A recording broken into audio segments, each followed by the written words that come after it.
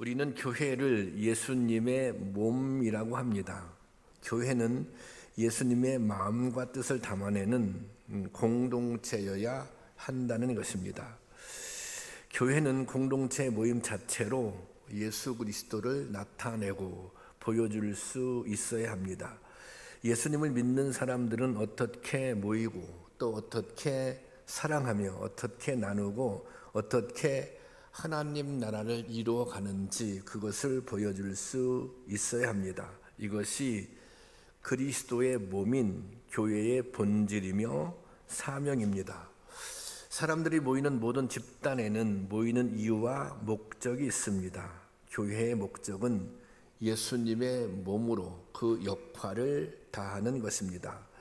그러므로 교회는 주님의 뜻이 무엇인가를 고민하고 또 그 뜻을 실천할 수 있는 방법을 생각하며 이를 위해 최선을 다해야 하는 것입니다. 이런 교회가 우리가 말하는 건강한 교회의 모습이기도 합니다. 본문에는 이런 점에서 좋은 본보기가 되는 교회의 모습이 기록되어 있습니다. 바로 데살로니가 교회입니다. 이 데살로니가 교회를 통해 우리의 신앙을 점검하고 또 믿음의 본을 삼고자 합니다. 데살로니가 교회는 설립된 지 얼마 되지 않는 교회였습니다. 바울은 2차 전도 여행 때 이곳에 들러서 3주간 동안, 아주 짧은 시간이죠. 3주간 동안 머물렀고 이때 사람들에게 복음을 전합니다. 바울이 회당에서 말씀을 전할 때 다수의 사람들이 복음을 받아들입니다. 사도행전 17장 4절 보면 그때 데살로니가 지역에 있었던 일이거든요. 다 같이 보겠습니다. 시작.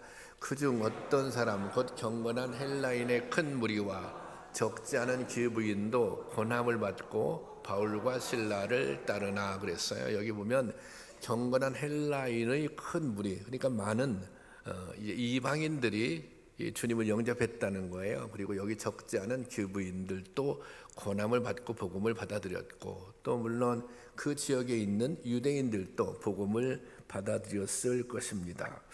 하지만 이를 시기한 유대인들이 극심하게 반대하며 위협하자 바울과 실라는 서둘러 이곳을 떠나게 됩니다.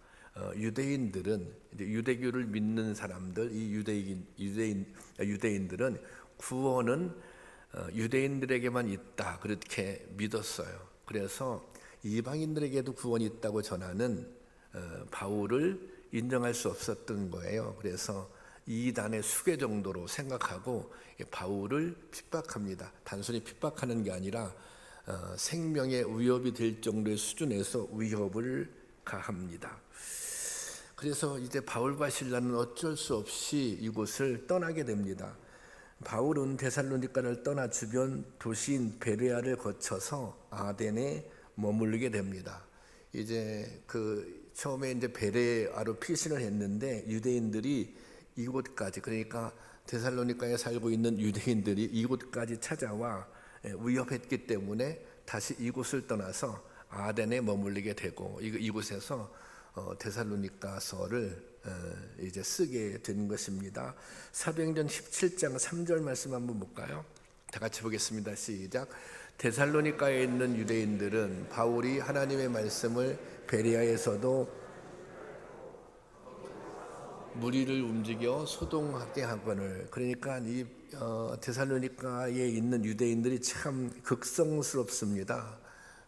이 복음을 전했던 바울을 베레아까지 쫓아가서 이제 지금 위협을 가하고 있는 건 아닙니까? 그러니까 이런 상황을 볼 때 이 데살로니가 지역에 교회가 받았던 환난이 짐작이 갑니다. 다른 말로 하면 이런 환경에서 복음을 받아들인 지 3개월밖에 안 되는 성도들이 교회를 세운다고 하는 것, 이것은 거의 우리가 생각할 때 불가능에 가까운 일입니다. 바울은 이처럼 급하게 떠나온 데살로니가의 소식이 궁금했습니다. 그리고 이 데살로니가 교회에 대한 염려가 바울의 마음에 떠나지가 않았습니다. 그래서 데살로니가전서 2장 17절에 보면 그 마음이 이렇게 표현되어 있습니다. 함께 볼까요? 시작. 형제들아, 우리가 잠시 너희를 떠나는 것은 얼굴이요 마음은 아니니 너희 얼굴 보기를 더욱 힘썼노라 그랬어요. 지금 이게 참 바울이 데살로니가 교회를 어떻게 생각하고 있는지 그 마음이 이 성경 본문에 아주 사무치게 기록되어 있습니다. 내가 떠나는 것은 얼굴이지 마음이 아니다. 내가 몸은 떠나 있지만 마음만은 지금 데살로니가에 있다. 그리고 기회만 된다면 어서 속히 너희들을 다시 방문해서 얼굴을 보고 싶다. 이렇게 말하고 있습니다. 바울은 이 데살로니가 지역에 있는 성도들이 정말 믿음을 잘 지키고 있을까 그런 염려가 되었던 것입니다. 그런데 디모데가 함께 사역했던 디모데가 뜻밖의 소식을 가져옵니다. 이 바울의 염려와는 달리 데살로니가 교회는 굳건하게 신앙을 지키고 있다는 것입니다. 이 성도님들이 굳건하게 자기의 믿음도 지키고 그냥 믿음을 지킨 게 아니라 환난 가운데서 믿음도 지키고 더 나아가서 교회도 든든하게 세워가고 있다는 소식을 접하게 됩니다. 이 소식이 바울에게는 너무 큰 위로가 되었습니다. 데살로니가전서 3장 7절 말씀 한번 보겠습니다. 볼까요? 시작. 이러므로 형제들아, 우리가 모든 궁핍과 환난 가운데서 너희의 믿음으로 말미암아 너희에게 위로를 받았노라. 여기까지만. 지금 바울도 지금 마음이 굉장히 힘들어요. 힘든데 이 데살로니가 교회 성도들의 소식, 그들이 믿음을 잘 지키고 교회도 든든하게 세워가고 있다는 소식을 듣고 바울이 위로를 받았다고 하는 것입니다. 오히려 바울이 성도들을 위로해 줘야 되는데 성도들로부터 위로를 받고 아주 큰 힘이 되었다는 것입니다. 저도 사실은 사역을 하면서 이런 경험들이 많이 있습니다. 왜 어려움에 처한 성도님들이 있으면 이제 신방을 하게 되잖아요. 신방을 하는 목적은 또 위로도 해주고 또 소망도 주고 격려해주기 위해서 이제 신방을 하게 됩니다. 이제 그런데 그렇게 신방을 갔다가 오히려 제가 격려도 받고 또 위로도 받고 새 힘을 얻어오는 경우가 있습니다.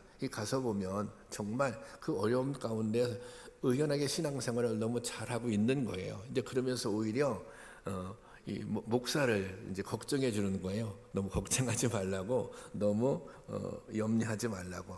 그래서 때로 이런 경험이 있어요. 은혜를 끼치러 갔다가 은혜를 제가 받고 오는 그런 때가 있습니다. 저는 사실 목회하면서 목회자가 사실은 하나님 바라보고 주님께서 주시는 그 은혜의 힘으로 주님께서 주시는 격려를 이게 동력 삼아서 이제 사역을 해야 되잖아요. 그럼에도 불구하고 실제 사역을 해보면 이게 성도들이 저에게 주는 그런 격려, 힘이 굉장히 크다고 하는 것입니다. 지난주 리모델링 우리가 헌금을 지금 하고 있는데요. 이제 헌금자 명단을 보니까 그 명단에 박송윤 장로님 이름이 있는 거예요. 박송윤 장로님은 우리 교회 원로 장로님이셨는데 이제 벌써 2년이 넘었네요. 돌아가신 지가. 그 이제 이름으로 리모델링 헌금을 했더라고요. 그런데 그 헌금은 물론 이제 권사님이 아내 되시는 권사님이 한 헌금인데 제가 그 이름을 딱 보는 순간 이 가슴이 뭉클한 거예요. 아마 권사님이 이제 교회를 리모델링 한다고 하니까 이 돌아가신 장로님의 마음을 헤아려서 이제 그렇게 헌금을 아마도 했을 것입니다. 제가 이제 이제 장로님 이름 보고 장로님을 떠올리면서 이런 생각을 했어요. 이게 장로님은 교회 무슨 일이 있을 때마다 그러면 목사가 좀 이제 걱정하고 염려할 것 아니겠습니까? 그러면 꼭 이렇게 말씀해 주세요. 목사님 아무 걱정하지 말라고. 만군의 하나님께서 다 지켜주실 거라 그렇게 꼭 말씀하셨거든요. 아마 장로님이 살아계셨으면 저에게 이렇게 말씀해 주셨을 것이다. 아니 뭘 그렇게 목사님 걱정할 필요 아무것도 없다고. 이게 무슨 다른 일도 아니고 아이들이 많이 늘어나서 교회가 부흥해서 이게 공사를 하게 되는 것인데 이게 하나님이 기뻐하시는 일인데 이게 걱정할 일이 무엇이 있겠느냐고 아마 그렇게 말씀해 주셨을 것이다. 뭐 그 말이 정말 생생하게 제 귀에 들리는 것 같았습니다. 그리고 이제 뭐 청년부 한 친구가 이제 헌금을 했는데 그 친구가 이제 그 식당에서 이제 아르바이트를 하는데 그 아르바이트를 해서 이제 한 달치 이제 월급을 받았잖아요. 근데 월급 전부를 리모델링 헌금을 했더라고요. 그런데 그 액수를 떠나서 이제 그 마음이 저로 하여금 뭐라 그럴까요? 좀 이렇게 힘나게 새 힘을 얻을 수 있게 만들어 주었다. 그래서 다시 한번 그래, 이제 목사가 힘을 얻는 것, 주님께서 주시는 힘도 있지만 사실은 성도들과 함께 신앙생활하고 함께 살아가면서 성도들이 주는 힘이 크다. 여러분들이 저에게 주는 힘이 큰 거예요. 여러분들이 저에게 주는 위로가 큰 위로다. 이제 그런 생각을 다시 하게 됐습니다. 어쨌든 이 사도 바울은 데살로니가 교회를 생각할 때 정말 걱정이 많았습니다. 그런데 이 교회가 잘 세워져 가고 있다는 소식을 듣고 나서 이런 말이 이렇게 얘기해요. 데살로니가전서 3장 8절에 보면 8절 다시 한번 띄워주겠어요? 8절 아까 8절 아까 그냥 띄워주세요. 다 아까 7절 8절 여기 보세요. 그러므로 너희가 주 안에 굳게 선즉 우리가 이제는 살리라 그랬어요. 그러니까 이게 바울이 데살로니가 교회를 생각할 때 너무 걱정이 많이 되었던 거예요. 너무 근심이 많이 되었던 거예요. 마치 숨이 쉬지 않을 정도로 정말 이 데살로니가 교회를 생각할 때 아마 발 뻗고 잠을 못 잤던 것 같아요. 그래서 이 소식을 듣고 이제는 내가 살게 되었다. 이제 그렇게 말하고 있습니다. 그러니까 이런 감동, 이런 감격, 데살로니가 교회 소식을 듣고 이런 감격을 담아서 데살로니가 성도들에게 편지를 쓴 것이 데살로니가 전서입니다. 이 편지의 서두에서 바울은 데살로니가 교회 성도들을 이렇게 칭찬하고 있습니다. 3절 말씀입니다. 3절 말씀 함께 보겠습니다. 시작. 너희의 믿음의 역사와 사랑의 수고와 우리 주 예수 그리스도에 대한 소망의 인내를 우리 하나님 아버지 앞에 끊임없이 기억함이니 그랬습니다. 그러니까 그들이 어려운 환난 가운데 믿음을 지키고 교회를 세울 수 있었던 것은 그들에게 뭐가 있었다? 믿음의 역사가 있었다는 거예요. 사랑의 수고가 있었다는 거예요. 소망의 인내가 있었다는 것입니다. 만약에 믿음의 역사가 없었다면, 사랑의 수고가 없었다면, 소망을 가지고 참고 견뎌내지 못했다면 데살로니가 교회는 세워지지 못했을 것입니다. 오늘날 이 땅의 모든 교회들이 다 마찬가지입니다. 오늘날 이 땅에 세워진 모든 교회들이 다 마찬가지입니다. 모든 교회들은 성도들의 믿음의 역사와 사랑의 수고와 소망의 인내 위에 세워져 간 것입니다. 물론 우리 참기쁨 교회도 성도님들의 믿음의 역사와 사랑의 수고와 소망의 인내를 통해서 세워졌고 앞으로도 그렇게 세워져 갈 것입니다. 우리가 이 데살로니가 교회의 모습을 통해서 알 수 있는 것은 교회가 든든하게 세워지는 것은 상황이 문제가 된 상황에 달려있지 않다는 것입니다. 상황이 좋다고 해서 교회가 든든히 세워지고 상황이 나쁘다고 해서 교회가 무너지는 것이 아니라는 거예요. 이 상황에 관계없다는 거예요. 교회는 무엇을 통해서? 성도들의 믿음을 통해서 세워진다는 것입니다. 성도들이 믿음만 있으면 아무리 상황이 어려워도 교회는 굳건히 세워져 가는 것입니다. 상황이 아무리 좋아도 성도들의 믿음이 약하고 흔들리면 교회는 무너질 수밖에 없는 것입니다. 그러니 교회가 세워지고 무너지는 것은 성도들의 믿음에, 우리들의 믿음에, 참기쁨교회가 세워지는 것, 우리들의 믿음에 달려 있는 것입니다. 그것을 보여주고 있다. 우리 교회도 성도님들의 믿음의 역사와 사랑의 수고, 소망의 인내를 통해서 더욱 더 굳건히 세워질 줄로 믿습니다. 그렇게 여러분들의 믿음, 여러분들의 사랑, 여러분들의 인내를 통해서 점점 더 이 교회가 굳건히 세워져 가고 있는 줄로, 그 과정에 있는 줄로 믿습니다. 이 사도 바울은 데살로니가 교회가 이 믿음의 역사를 보여주며 든든히 세워진 이유, 그 이유를 이렇게 진단하고 있습니다. 6절 말씀입니다. 6절 말씀 보겠습니다. 다 같이 시작. 또 너희는 많은 환난 가운데 성령의 기쁨으로 말씀을 받아 우리와 주를 본받는 자가 되었다. 여기 먼저 보면 여기 또 너희는 많은 환난 가운데 어려움을 당하고 있지만 여기 보세요. 성령의 기쁨으로 말씀을 받았다는 것입니다. 그러니까 그 데살로니가 교회가 여러 가지 어려움 가운데 그 성도님들이 믿음을 지키고 교회를 굳건하게 세울 수 있었던 이유, 그 원동력은 말씀이었다는 거예요. 그들이 기쁨으로 하나님의 말씀을 받고 그 말씀의 능력을 덧입어서 믿음도 지키고 교회도 든든히 세워갔다는 것입니다. 여러분, 교회 공동체가 세상의 여러 공동체들과 구별되는 것은 하나님의 말씀의 토대 위에 세워졌다는 것입니다. 말씀을 받아들이고 또 이 말씀의 능력으로 거듭나서 온전한 그리스도인이 되는 것입니다. 그리고 이 말씀을 통해 우리는 양육되고 또 성장해 나갑니다. 그리고 우리가 세상을 향해 선포하는 것도 하나님의 말씀인 것입니다.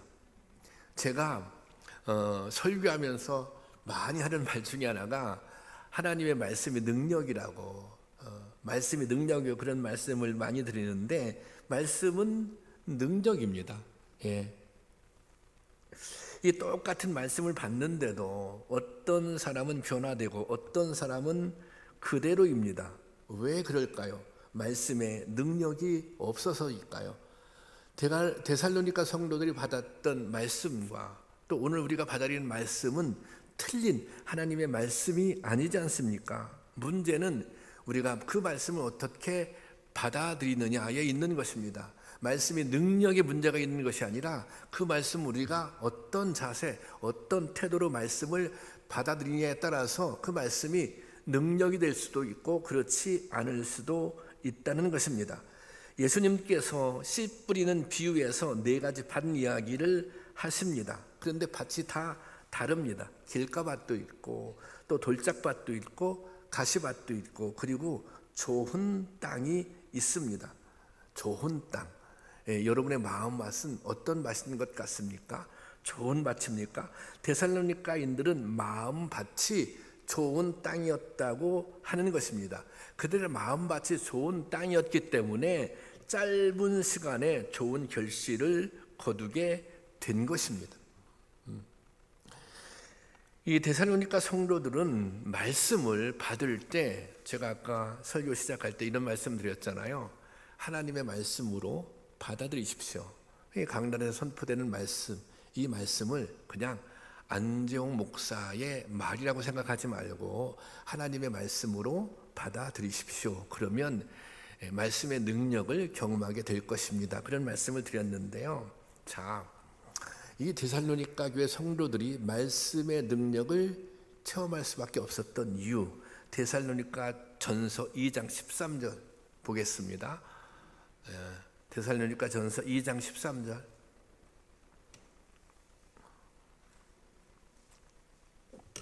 이게 이제 중요한 말씀이라 이게 시간을 좀 뜸을 들이고 올려주는 거예요. 지금 이게 굉장히 중요한 말씀이라. 자, 함께 보겠습니다. 시작.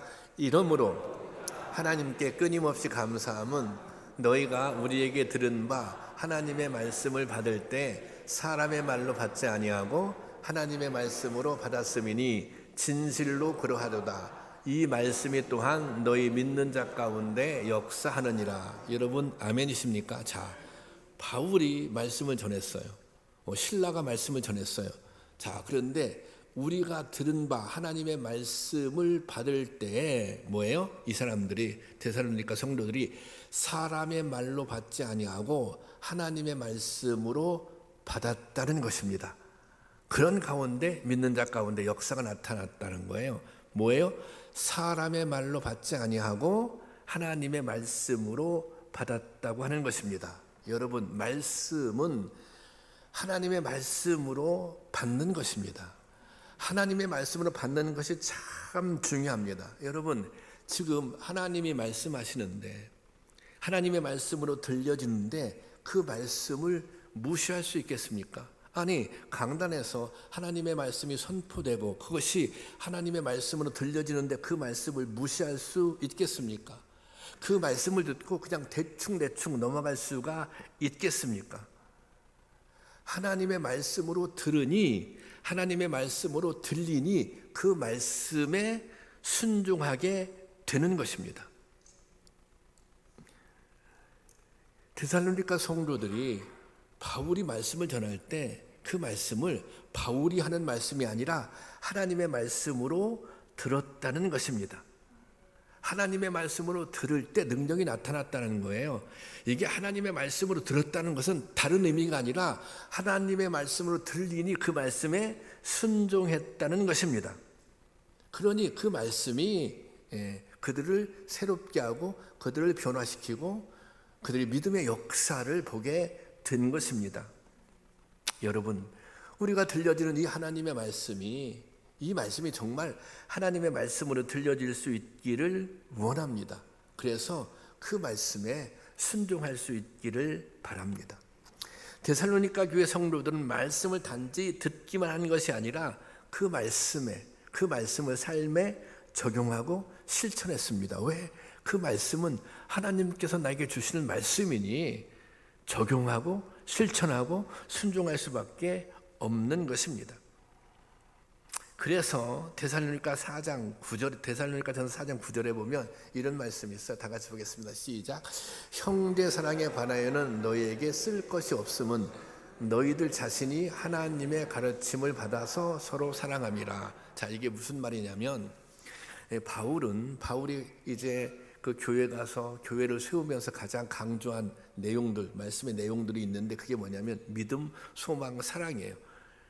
고린도 교회에서도 그가 믿음, 소망, 사랑, 그리고 가장 강조한 건 뭐예요? 그 중에 제일은 사랑이라 그렇게 얘기했잖아요. 바울 사도가 가장 강조해서 가르쳤던 것이 사랑입니다. 그런데 지금 여기 보면 데살로니가 교회 성도들에게는 사랑에 대해서는 더 이상 말할 것이 없다는 거예요. 데살로니가 교회 성도들에 대해서는 사랑에 대해서는 내가 더 이상 말할 게 없어. 왜냐하면 너희들 자신이 하나님의 가르침을 받아, 하나님께로부터 말씀을 받아 서로 사랑함이라. 하나님의 가르침을 받아 그들은 사랑했다는 거예요. 바울의 가르침이, 서로 사랑하라는 바울의 가르침을 하나님의 음성으로 듣고 그 말씀에 순종해서 서로 사랑했다는 거예요. 얼마나 사랑했든지 사랑을 그렇게 강조했던 바울도 내가 너희들에게는, 이 데살로니가 교회 성도들 너희들에게는 사랑에 대해서는 더 이상 내가 할 말이 없어. 이건 정말 어마어마한 칭찬인 것입니다.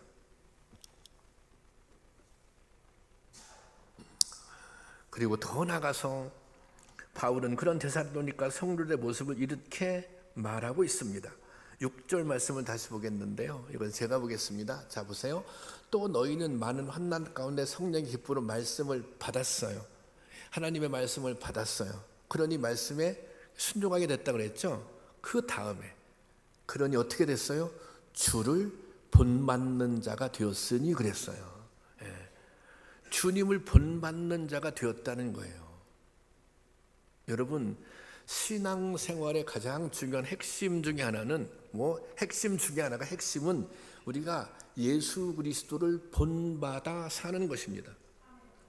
그래서 예수 그리스도를 본받아라고 하는 유명한 책이 있지 않습니까? 우리가 주님을 본받아서 사는 거예요. 본받아 살려고 애쓰고 노력하는 것입니다. 완벽하게 한 번에 주님을 다 100% 본받을 수는 없지만 우리가 한계가 있잖아요. 믿음의 한계도 있는 것이고 여러 가지. 아직 이렇게 주에서 자유롭지 못한 속사람의 모습도 있는 것이고. 근데 중요한 것은 우리가 내 신앙의 목표, 지향점은 내가 예수 그리스도를 본받아 사는 것이다. 이것은 분명한 거예요. 그래서 그렇게 살려고 애쓰고 노력하는 것입니다. 부족하지만 애쓰고 노력하고 그래서 점점 더 성숙한 그리스도인이 되는 거예요. 점점 더 나은 그리스도인이 되는 거예요. 그걸 뭐라 그래요? 그거를 성화라고 그렇게 얘기하는 거예요. 그런데 우리가 부족하죠. 노력하지만 우리 인간적인 능력으로 한계가 있어요. 예수 그리스도를 본받아 산다고 하는 것이, 그래서 필요한 것이 뭐예요? 그래서 필요한 것이 성령의 능력을 덧입는 것입니다. 그래서 이들이 성령의 기쁨으로 말씀을 받았다는 거 아닙니까?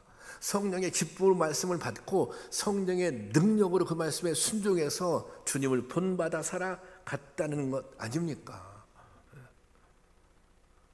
신앙생활은 예수 그리스도를 본받아 살아가는 것입니다. 부족하면 부족한 대로 더 기도하고 애쓰고 성령의 도우심을 간구하며 본받아 살려고 노력하고 애쓰는 것입니다. 이런 모습이 없다, 이런 모습이 보이지 않는다, 그것은 거짓 그리스도인입니다.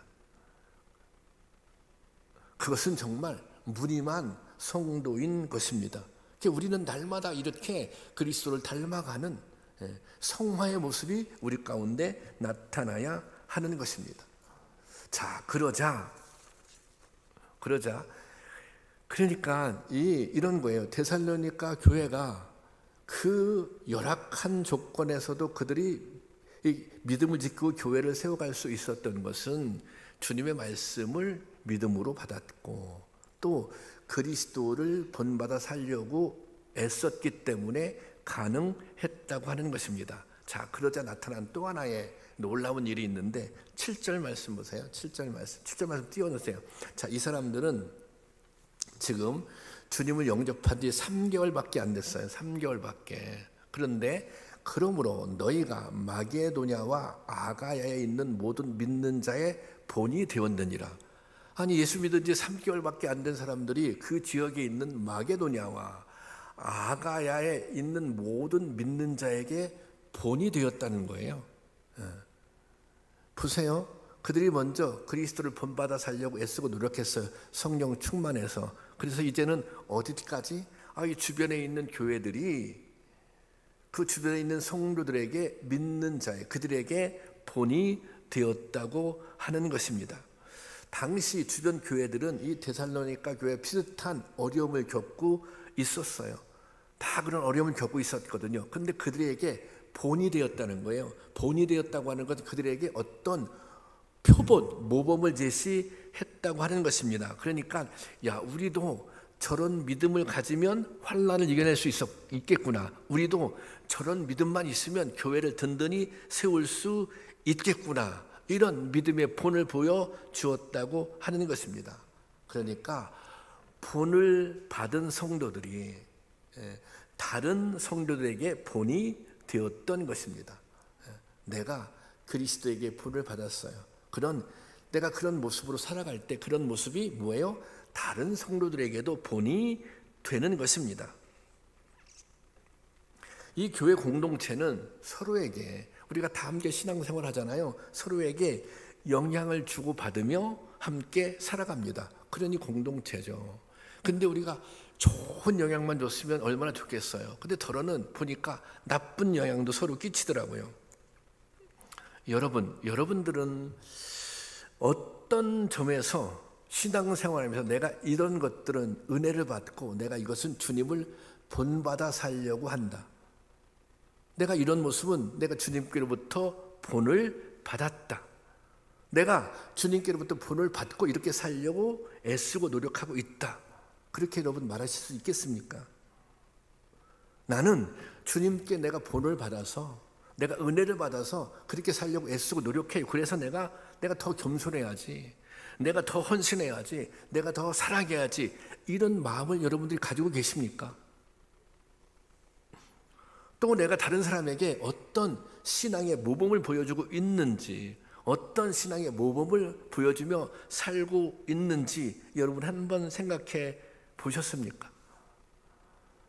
다른 사람들이, 믿지 않는 사람이나 믿음을 가지고 있는 사람들일지라도 나를 보면서 어떤 선한 영향력을 받고 있을까? 그거 한번 생각해 보셨습니까? 교회에 직분자를 세웁니다. 신앙에 열려놨더라 집사님도 세우고 또 권사님도 세우고 또 열심히 신앙생활하고 또 모범이 될 만한 분들은 장로님을 세웁니다. 이게 직분을 세우는 아주 중요한 이유가 하나 있어요. 그것은 뭐냐면 신앙의 연륜에 따라서 본을 보여주는 삶을 살라는 것입니다. 내가 예수를 이만큼 믿었으니 나는 이만큼 내가 은혜를 받았으니 예수 믿는다고 하는 게 어떤 것이라고 하는 그런 모범을 본을 보여주는 삶을 살라는 것입니다. 그래서 직분자로 세우는 것입니다. 교회를 세우는데 교회를 섬기는데 본을 보이라고 교회는 이렇게 섬기는 것이다. 주님의 몸된 교회는 이렇게 세우는 것이다. 이것을 내가 먼저 믿었으니 나에게 직분도 있으니 그런 모습을 통해서 교회에 세우는 모습에 본을 보이라고 직분자로 세우는 것입니다. 여러분, 내가 먼저 주님을 본받음으로 다른 사람에게도 신앙의 본을 보여줄 수 있는 좀 그렇게 살려고 애쓰고 노력하는 그것이 나에게 좀 중요한 사명이다. 그렇게 고백할 수 있는 우리 모두가 될 수 있기를 주님의 이름으로 축원합니다. 그리고 이 데살로니가 교회 성도들이 가장 큰 신앙적 특징, 다시 말하자면 그들이 이 환난을 이기고 믿음을 지키고 교회를 세울 수 있었던 신앙의 특징, 3개월밖에 믿은지 안 됐지만 그런 특징, 그들은 주님 오심을 기다리는 믿음을 가지고 있었다고 하는 거예요. 주님 오시는, 주님이 곧 오실 것이라고 하는 소위 우리가 얘기하는 종말론적인 믿음은 그들을 가지고 있었다는 거예요. 10절 말씀 한번 볼까요? 10절 이거 제가 볼게요. 또 죽은 자들 가운데서 다시 살리신 그의 아들이 예수님이죠. 하늘로부터 강림하실 것을 너희가 어떻게 기다리는지를 말하니. 자, 예수님이 하늘나라 가셨잖아요. 그런데 하늘로부터 강림하실 것을 너희가 어떻게 기다리는지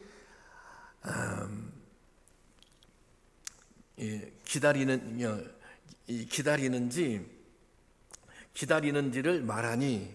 이것은 이 데살로니가 교회 성도들이 예수님의 재림을 기다리고 있었다는 거예요. 기다렸다고 하는 것은 뭐예요? 예수님께서 다시 오실 것을 확실히 믿고 있었다는 거예요. 그냥 믿은 것이 아니라 예수님께서 곧 오실 수도 있겠다. 그렇게 그들은 믿고 있었다는 것입니다. 그러니까 예수님이 다시 오실 것을 믿는 믿음을 가지고 있었다는 거예요. 이 믿음이 왜 중요한가? 이 믿음이 예수님이 다시 오세요. 예수님이 다시 오신다고 하는 걸 믿는 것은 뭐예요? 예수님의 재림을 믿는다고 하는 것은 이게 주님의 심판을 믿는다는 거예요. 우리가 예수 잘 믿어서 천국 가고 또 심판받으면 지옥 가고 그거 믿지 않습니까? 그런 날이 우리에게 온다는 것을 믿는다는 것입니다. 그러면 내가 반드시 주님 앞에 설 날이 와요. 그러면 그 설날에 그 주님 앞에 설 그날을 위해서 내가 준비해야 될 게 있는 거 아니에요. 오늘 우리가 사는 것은 주님 앞에 그 설날, 그 날을 생각하며 오늘을 준비하며 살라는 것입니다. 주님은 반드시 다시 오시는데 내가 반드시 그 주님 앞에 설 날이 있는데 그때 부끄러움이 없도록, 주님 앞에 서는 그 순간에 부끄러움이 없도록 준비하는 삶을 살아야 한다는 것입니다. 그런 삶을 살았다는 거예요, 데살로니가 교회 성도들이. 그래서 이제 바울이 그들을 격려하면서 이렇게 말합니다. 데살로니가 전서 5장 23절 말씀입니다. 다 같이 보겠습니다. 시작. 평강의 하나님이 친히 너희를 온전히 거룩하게 하시고 또 너희를 온 영과 홈이 우리 주 예수 그리스도께서 강림하실 보이기를 원하노라. 여기 보세요. 예수 그리스도께서 강림하실 때에 흠없게 보존되기를 원하노라. 지금 사도 바울이 생각할 때 데살로니가 교회 성도들이 이렇게만 하잖아요. 지금 이렇게만 신앙생활 하잖아요. 그러면 주님 앞에 흠없게 설 것이다. 그러니까 쭉 그렇게 믿음의 역사와 사랑의 수고와 소망의 인내를 가지고 신앙생활을 하라는 것입니다. 이게 참 중요한 거예요.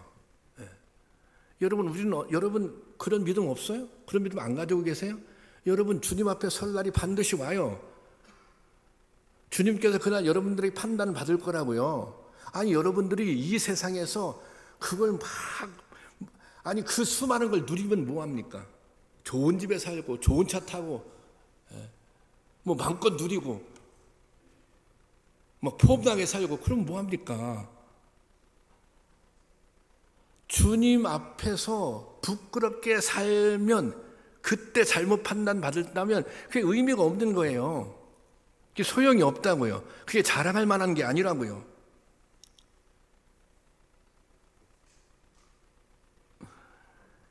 그 주님은 멀리 어느 날 오는 게 아니라 그 주님이 오늘 올 수 있다. 그런 믿음이 데살로니가 교회 성도들이 있었다고 하는 거예요. 그러니까 우리는 이 세상에 살면서 그날을 준비하면서 사는 것이 그것이 신앙생활이고 그것이 믿음인 것입니다. 그런데 이게 주님께서는 재림에서 분명히 말씀하셨어요. 내가 올 거야. 내가 갈 거야. 그날은 심판 날이기도 하고 또 그날은 믿는 사람에게 있어서는 축제의 날이기도 하죠. 그런데 이 날은 비밀에 붙였어요. 비밀에. 왜? 하루하루 마지막 날처럼 정신 차리며 살라고. 어느 한 권사님이 계셨습니다. 이분이 건강이 안 좋아서 병원에 갔는데 이제 암이라고 또 이제 살 날이 많이 남지 않으셨다고 이제 그런 얘기를 의사로부터 들어요. 근데 이 권사님은 믿음이 아주 좋으신 분이었어요. 그래서 이분이 그날부터 죽음을 준비하기 시작합니다. 생각해봐서 내가 만날 사람이 있으면 다 만나고 또 누군가 내가 용서해 줄 사람이 있으면 내가 용서해 주고 그리고 또 내가 누군가 상처를 준 사람이 있네 또 그러면 그 사람을 찾아서 또 뭐 이렇게 용서도 구하고 그리고 혹시 내가 살면서 누구한테 갚을 돈이 있나 그것도 한번 점검해 보시고 또 내가 누군가 약속을 했는데 그것을 지키지 못한 것이 있는가 그것도 한번 생각해 보고 또 자기 유산도 정리하고 평소에 작정하고 하지 못했던 헌금도 있으면 그것도 하고 그리고 유언서도 작성했습니다. 그러니까 이게 돌아가실 준비를 다 그렇게 하신 것입니다. 그러면서 돌아가시기 직전 이런 말씀을 남기셨습니다. 내가 오히려 그렇게 내가 살 날이 얼마 남지 않았다고 하는 것을 내가 알게 되어서 너무 감사하다. 마지막을 잘 준비할 수 있는 기회가 주어져서 감사하다. 내가 주님 앞에 설 날 그때를 미리 알게 해주셔서 감사하다. 내가 짧은 날이지만 내가 마지막에 이렇게 정말 그래도 적어도 하나님 앞에 부끄럽지 않은 모습으로 설 수 있도록 준비할 수 있어서 감사하다. 그렇게 말씀하시면서 편안하게 하나님 나라에 가셨다고 하는 거예요. 여러분, 신앙은 믿음이라고 하는 것은 정말 우리가 하나님 나라에 갈 소망을 가지고 있다면 또 심판에 대한 믿음을 가지고 있다면 이렇게 사는 거예요. 오늘이 마지막이라고 생각하고 사랑하고 오늘이 마지막이라고 생각하고 용서하고 오늘이 마지막이라고 생각하고 헌신하는 거예요. 이렇게 사는 것이 다시 오실 주님을 기다리는 성도의 모습입니다. 이것이 하늘나라에 대한 소망을 가지고 사는 성도의 태도입니다. 저는 여러분들에게 무언가 헌신할 일이 생겼어요. 특별히. 그러면 감사해야죠. 기회인데. 그렇지 않습니까? 내가 하나님 함께 옳게 부끄러움 없이 판단받을 수 있는 기회일 수 있는 거예요. 왜 주저하세요? 왜 망설이세요? 아니 정말 하나님이 살아계신 걸 믿으세요? 하나님의 심판을 믿으세요? 왜 그걸 믿으면서 이 세상이 전부인 것처럼 살아가세요? 그 안목의 정욕 때문에, 육신의 정욕 때문에, 이생의 자랑 때문에.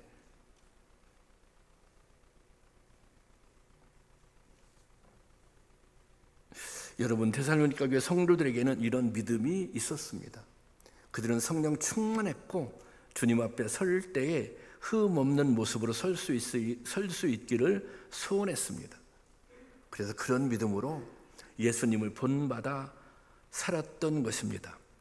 이 당시에 이 세상 사람, 믿지 않는 사람들이, 데살로니가 지역에 있는 사람들이 이 교인들을 향해서 붙여준 별명이 있는데, 사도행전 17장 6절에 보면 이 사람들을 향해서 천하를 어지럽게 하던 사람들, 이렇게 별명을 붙여줬습니다.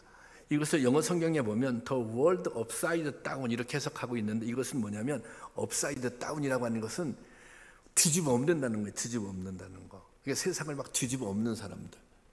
다시 말하자면 이 사람들의 믿음이 강력한 교회를 든든하게 세웠을 뿐만 아니라 세상에도 강력한 영향력을 끼쳤다는 것입니다. 정말 이 사람들은 주님을 본받아서 본을 보여주는 삶을 산 것입니다. 여러분, 주님께서 오늘 우리에게 주시는 도전은 정말 그리스도를 본받는 삶을 살라는 것입니다. 그리고 다른 사람에게 본이 되는 삶을 살라는 것입니다. 그렇게 살 수 있다면 그것보다 더 큰 은혜는 없는 것입니다. 우리가 그렇게 살아갈 때 교회가 든든하게 세워지는 것입니다. 우리가 그렇게 살아갈 때 선한 영향력을 끼치는 것입니다. 우리가 그렇게 살아갈 때 정말 하나님 앞에 설 때 부끄럽는 모습으로 하나님 앞에 설 수 있는 것입니다. 여러분, 오늘 밤에 하나님께서 오신다면 여러분 그 하나님 앞에 정말 부끄럽게 당당하게 설 수 있겠습니까? 그렇게 서지 못한다면 무엇이 문제이겠습니까? 한번 여러분의 신앙, 여러분의 삶, 여러분의 자신의 모습을 점검해 볼 수 있기를 주님의 이름으로 축원합니다. 우리가 이 시간 찬양하고 기도할 텐데요, 주께가온입니다. 주께가온. 이 찬양하면서 우리가 정말 수많은 그 말씀들이 스쳐 지나가는 말씀이 아니라 하나님께서 나에게 주신 말씀으로 받아들여질 수 있기를 원합니다. 그래서 정말 주님을 본받는 그런 삶으로 살 수 있기를, 더 나아가서 다른 사람의 본이 되는 그런 삶을 살 수 있기를 소원하고, 그런 기도 제목 가지고 기도하겠습니다.